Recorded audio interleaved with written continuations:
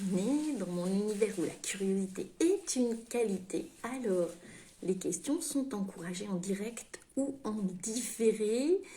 La team replay, faites-moi un petit coucou pour me dire que vous êtes passé par là en commentaire, ça fait toujours plaisir. Alors, je ne sais pas si je vais le laisser, mais il y a une première partie très très courte où j'ai essayé de vous faire ce live à l'extérieur. Ça me faisait plaisir, il fait assez doux et puis il y a des arbres, mais malheureusement ça ne captait pas, décidément. Donc je suis revenue à l'intérieur et je vais vous expliquer ce que j'étais en train de vous dire. Désolée pour celles qui étaient en direct. Du coup, aujourd'hui, j'avais envie de vous parler d'une histoire, d'une légende amérindienne dont je vous ai parlé dans un de mes lives, que vous connaissez peut-être. Elle est assez connue, mais j'ai une fin qui est moins connue. Coucou Nathalie, j'avais commencé, je ne sais pas si tu étais là, mais voilà. Oui, Sophie revient. Voilà, je recommence du début parce qu'apparemment ça n'a pas du tout fonctionné. Alors, je parlais de cette fameuse histoire amérindienne du loup blanc et du loup noir. Donc, une histoire où c'est un petit-fils qui explique à son grand-père, un jeune garçon qui explique à son grand-père que... Alors, je ne sais plus si je l'ai dit là ou dans la partie, je le redis au cas où, que c'est une histoire Cherokee, donc de la tribu Cherokee. Donc, ce grand-père, ce petit-fils raconte à son grand-père qu'il ressent à l'intérieur de lui comme deux loups qui se battent. Un loup blanc qui a des sentiments de fraternité, de l'envie de paix, de partage, de bienveillance.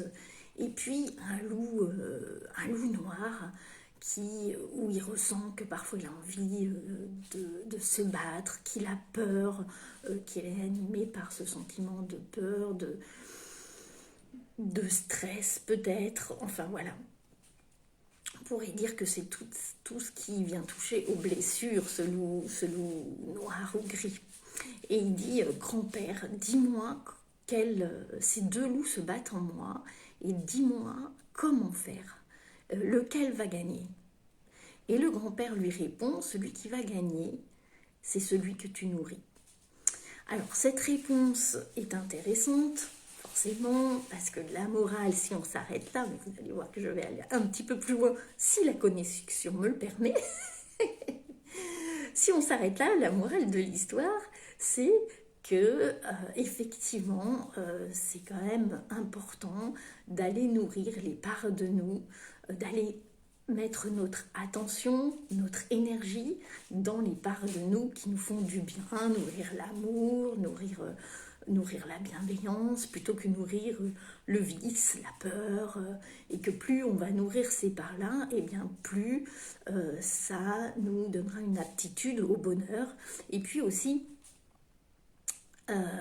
ça nous met la responsabilité de ne pas se sentir victime de ce qui nous arrive, mais d'être vraiment dans une pleine responsabilité de ce qui nous arrive en étant positif, etc. Ça, c'est la version que j'ai toujours entendue pratiquement jusqu'à assez récemment, qui est la version, on peut dire, occidentalisée. Et puis en fait, il y a une version qui va un peu plus loin. Eh bien, je vais me dire quand vous communiquez entre vous pendant les lives, la version qui va un peu plus loin, dites-moi si vous la connaissez. Sophie, je sais que tu la connais, ça te fera un rappel. C'est que, en fait, plutôt que de nourrir qu'un seul des deux loups, il faut nourrir les deux.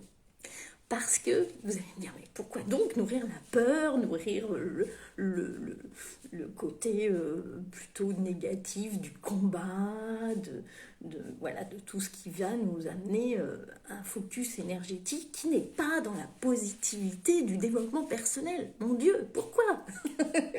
C'est bien, je vois que vous rigolez, j'adore. Eh bien, pourquoi? Parce qu'en fait, si on nourrit jamais ce loup, le loup noir, qui est en nous, nos parts d'ombre. Là, on commence à en parler maintenant quand même. Ça commence tout juste à en parler, d'aller voir nos parts d'ombre, de faire le shadow work, comme on dit. Eh bien, si on ne nourrit pas du tout ce loup noir, il va être affamé.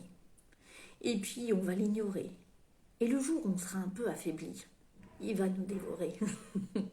Si on a nourri que la part lumineuse. Ça me fait penser à une histoire que j'imagine, dites-moi, en tout cas, qu'on est beaucoup à avoir vécu ce genre d'histoire où des personnes qui sont au début de leur chemin spirituel se laissent un petit peu éblouir par ce côté on nourrit que le loup blanc, on nourrit que la positive attitude, et surtout si on n'est pas positive, alors là on va se fustiger, et voilà, c'est un cercle vicieux en fin de compte, cette obligation de la positivité. Même si à première vue, la morale que je vous avais donnée, elle paraît sympathique. Et en fait, ça veut dire qu'on ne peut pas faire l'économie, encore une fois, je reviens là-dessus, du travail sur soi, et y compris du travail de l'ombre. Et moi, enfin, pour vous dire, ça vous est sans doute arrivé, mais moi, au début, quand j'ai commencé à aller voir ces parts d'ombre et à ce que la vie me renvoie ces parts d'ombre, hein, parce que si on ne veut pas aller les voir, la vie se chargera bien de nous les renvoyer. Eh bien, il y a des gens qui m'ont dit « Non mais moi, ça m'arrivera jamais parce que moi, je nourris que la positivité et donc tout est lumineux, etc. » Alors, ça me ramène, il va falloir vraiment que je fasse ce live. Je fais du teasing, mais c'est pas exprès. Sur la dualité. Parce que nous sommes dans un monde de dualité. Et donc, si on croit qu'on va nourrir que le positif, eh bien, c'est exactement ça. C'est qu'on ignore cette part de nous qui est tapie dans l'ombre. Et le jour, et quand on ignore quelque chose, c'est souvent que cette chose nous dirige encore plus que ce qu'on croit. Voilà, j'avais vraiment envie de vous raconter cette histoire du loup blanc et du loup noir parce que bien souvent on la connaît, mais on la connaît qu'à moitié. On s'arrête à ce côté, celui qui va gagner, comme si d'ailleurs fallait qu'il y ait un gagnant et un perdant, c'est celui que tu vas nourrir. Et voilà, prendre sa responsabilité, c'est important en effet. Nourrir le positif, c'est important en effet. Ne pas donner trop de place, évidemment, mais qui consciemment donne trop de place à ses peurs, etc. Je pense que quand on le fait, c'est complètement inconscient, et parfois justement parce qu'on imagine nourrir que le positif. Dites-moi ce que vous en pensez. Je vois qu'il y a Calvin, coucou, Nathalie, coucou Sophie, t'as réussi à rattraper. Voilà, dites-moi en commentaire ce que vous en pensez. Je vais vous laisser sur cette histoire. Vous pouvez me mettre en message privé ou en commentaire dans les commentaires du replay. Là, apparemment, ça a fonctionné. Donc, je vais vous dire à demain où je serai à nouveau sur Paris. Là, je suis pas loin, je suis en banlieue parisienne. Voilà, voilà. Bonne journée!